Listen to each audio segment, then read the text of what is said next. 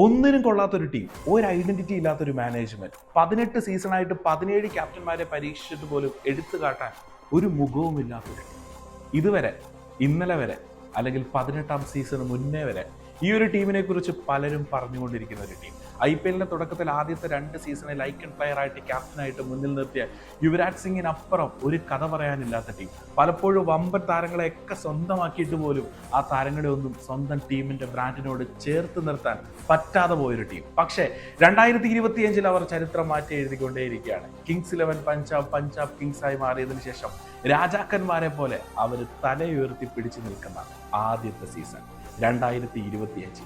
ഇപ്പൊ അവർക്കൊരു മുഖമുണ്ട്. പ്രീതി സിന്ധ എന്ന് പറയുന്ന ടീം ഓണറിനും അപ്പുറം പഞ്ചാബ് കിങ്സിന് ഒരു മുഖമായി, ഒരു ശ്രേയസ് അയ്യറിന്റെ മുഖം. വെറും 2 ഡൊമസ്റ്റിക് താരങ്ങളെ മാത്രം നിലനിർത്തി ഈ തവണ മെഗാ ഓപ്ഷനിലേക്ക് പഞ്ചാബ് ഇറങ്ങിയത് കൃത്യമായ പ്ലാനിങ്ങിലൂടെയായിരുന്നു. വലിയ വില കൊടുത്ത് അവർ സ്വന്തമാക്കി അവരുടെ ഏറ്റവും വലിയ ശക്തിയെ ശ്രേയസ് അയ്യറിനെ മുന്നിൽ നിന്ന് നയിക്കാൻ ക്യാപ്റ്റൻ ആയപ്പോഴത്തേക്ക് ടീം മൊത്തത്തിൽ സെറ്റായി. ഈ തവണ പഞ്ചാബിന്റെ ഏറ്റവും വലിയ സക്സസ് ഫോറിൻ താരങ്ങളൊന്നുമല്ല, തനി നാടൻ ടാലൻസ് ആണ്. ഓപ്പണിങ്ങിലും മധ്യനിരയിലും ബൗളിങ്ങിലും ഉൾപ്പെടെ അവർ കരുത്തോടുകൂടി മുന്നോട്ട് പോകുന്നതും ഈ ഒരു നാടൻ ടാലന്റിൽ തന്നെയാണ്. എല്ലാ താരങ്ങളിലും മികച്ച ഇമ്പാക്ട് ഉണ്ടെങ്കിലും പ്രിയം ഷാരിയും സിമ്രാൻ സിംഗിനെ പോലുള്ളവർ നൽകുന്ന ഒരു കിടിലൻ തുടക്കവും ശ്രേയസ് അയ്യറിന്റെ കൺസിസ്റ്റൻസിയും ബൗളിംഗ് ഓർഡറിന്റെ മികവും എല്ലാം ഈ ഒരു ടീമിന്റെ വിജയത്തിന് നിർണായകമാകുന്നുണ്ട്.